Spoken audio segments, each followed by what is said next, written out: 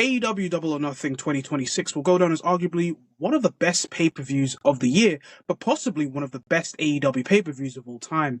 These are my full thoughts on the main card of AEW Double or Nothing, starting with Christian Cage and Copeland becoming the new AEW Tag Team Champions by defeating FTR in a I Quit match with Street Fight Rules. There was many crazy spots, homages to Edge versus Mick Foley with the flaming tear through the table. We saw the return of Beth, and we saw a lot of drama, a lot of funny moments with Christian finding ways to finding ways to not say I quit by saying to one of Dax, saying that pretty much banged your mom. But your mother. Great way to open the show, and a great way for Christian and Edge to finally become the AEW Tag Team Champions. Konosuke Takeshita finally defeats Kazuchika Okada in an incredible match for the AEW International Championship. A fantastic match, a match of the year contender, arguably between two of the best professional wrestlers right now. The aftermath of the match saw the return of Kyle Fletcher, as it seemed like the Don Callis family was going to attack Takeshita after the match was over. It seemed like he was going to align himself with Takeshita, but it would later on seem that was not going to be the case. He laid out Takeshita to fully confirm Takeshita as a babyface and to finally be excommunicadoed from the Don Callis family. The thought process probably just the thought of a Konosuke Takeshita as a babyface versus Kyle Fletcher potentially down the line in AEW in 2026 is definitely something to think about, especially when it seems that Kyle Fletcher is finally back from his injury. The next match was Athena defeating Mina Shirakawa to go through into the next stage of the Owen Hart tournament. John Moxley was able to retain his AEW Continental Championship in a no time limit draw by getting a submission victory over Kyle O'Reilly.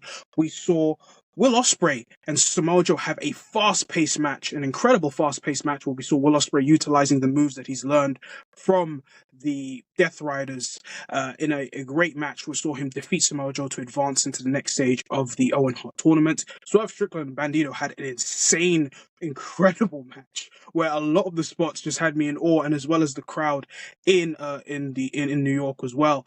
But Swerve Strickland advancing into the next round as well. Tekla was able to defend her AEW Women's World Championship in a fatal four-way against Hikaru Shida, Jamie Hayter, and Chris Statlander. We had the Stadium Stampede, where we had a lot of people involved.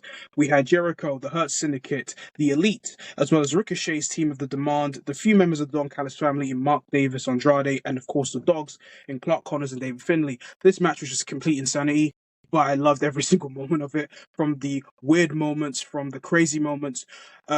Reminds you, of course, of Anarchy in the Arena, but this wasn't as good as Anarchy in the Arena, but this was still a lot of fun. I haven't really been super invested in the Chris Jericho-Ricochet feud, but with the additions of all the wrestlers involved, it does make it a very eventful and fun match. This could be a match style that you could enjoy or probably not enjoy, but overall I had a really good time with this match. Then the main event, MJF going for his AEW World title again against Darby Allin, who's been on consistent level of title defenses week in and week out, winning 8 matches in a row, 7 title defenses. Could this be the night where Darby Allin could keep his title against his rival like he did back at Spring Breakthrough? A great main event with great callbacks to both of these guys from their previous matches they've had within AEW, and even going back to the indie scene as well. But it was MJF who was able to reclaim his AEW World title, becoming a 3-time AEW World Champion. And Darby Allin's short but eventful world title reign has to come to an end, and it's been a very eventful title reign despite it being so short. At the end, it seemed like Kevin Knight was coming for the save to help Darby Allin as he was being stretchered into the ring, but no. He hits a frog splash on Darby Allin as he's being taken by a stretcher and just flips the stretcher over, to the shock of everyone and even MJF himself. The official heel turn of Kevin Knight, someone who AEW clearly have bright spots and even a bright future for. It'll be interesting to see how this heel run is going to go with. What does the dynamic of his tag team with Speedball Mike Bailey's going to look for after this crazy moment that just happened at the end of the show? But all in all, AEW Double or Nothing 2026 was a fantastic show with a lot of great matches, a New York crowd who were invested in nearly every single match that was going on into the show, and just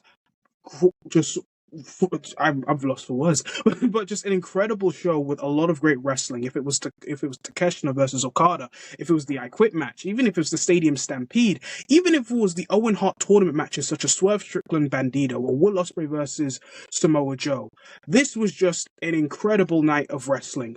Even though AEW's biggest weakness, you could arguably say, is its length, they do give you everything that they want to give you and more some, especially with this pay-per-view. This is arguably AEW's best pay-per-view of the year so far, and probably one of the best pay-per-views in all of wrestling. But those are my thoughts on AEW Double or Nothing 2026. What did you think of the show? Did you enjoy it just like I did? Did you not enjoy it? But let me know your thoughts in the comments below. Like, comment, share this around. I've been Reardon from Main Event Mike.